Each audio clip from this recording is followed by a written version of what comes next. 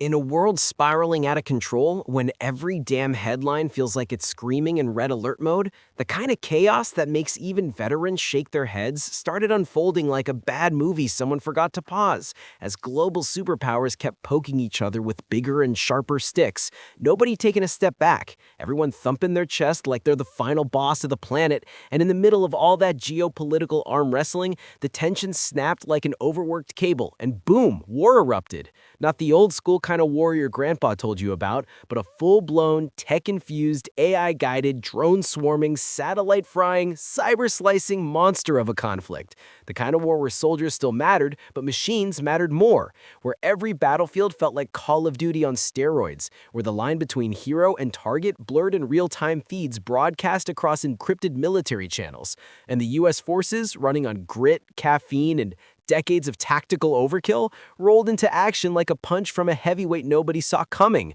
with carrier strike groups slicing through oceans, stealth bombers vanishing into cloud layers like ghosts, and special ops teams dropping into dark zones where GPS didn't dare work anymore, all while the American command room glowed with holographic maps dancing in red and blue light, commanders barking orders like, "Let's move, people, we're burning moonlight," as artillery thumped into background like a death metal drumline, and soldiers on the front lines kept muttering stuff like, "Damn bro, this is gonna be one hell of a shift," while drones zipped overhead like angry metal bees hunting for targets with laser precision, and cities once buzzing with normal life turned into ash-covered memories, civilians racing for shelter as the sound of distant blasts echoed like thunder, signaling a storm no umbrella could help with. And the whole world stood frozen, scrolling through their feeds, watching nations crumble piece by piece while governments issued statements soaked in panic. But in the middle of that chaos, American troops held the line, gritting their teeth, shouting slang-filled commands, yelling, "We ain't backing up, boys, push forward."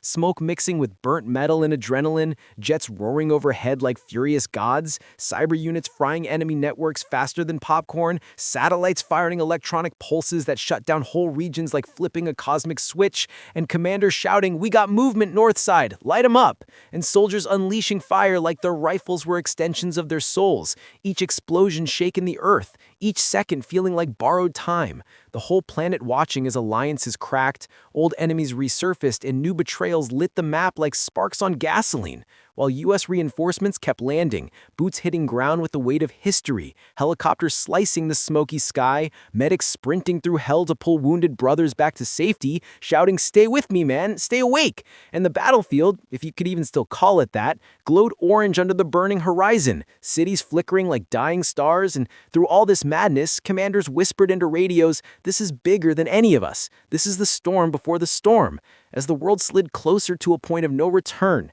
nations breaking treaties, subs lurking in black waters, missiles being rolled out like they were party favors, and every soldier out there, American or not, felt that cold realization crawling up their spine that this wasn't just war, this was humanity throwing dice with extinction on the table. And the US, loaded with determination and way too much firepower, pushed deeper into enemy territory, shrugging off ambushes, ripping through fortified lines, calling airstrikes that lit the skyline like a 4th of July nightmare, while commanders kept yelling, "Stay sharp, people, eyes wide," and soldiers moved with that tired but deadly swagger that only comes when you've seen too much but still keep going because stopping ain't an option. And amidst burning ships, collapsing towers, glitching satellites, roaring jets, and an internet filled with panic, memes, propaganda, and doomsday theories, the war raged on. No pause button, no rewind, just a brutal forward march into the unknown.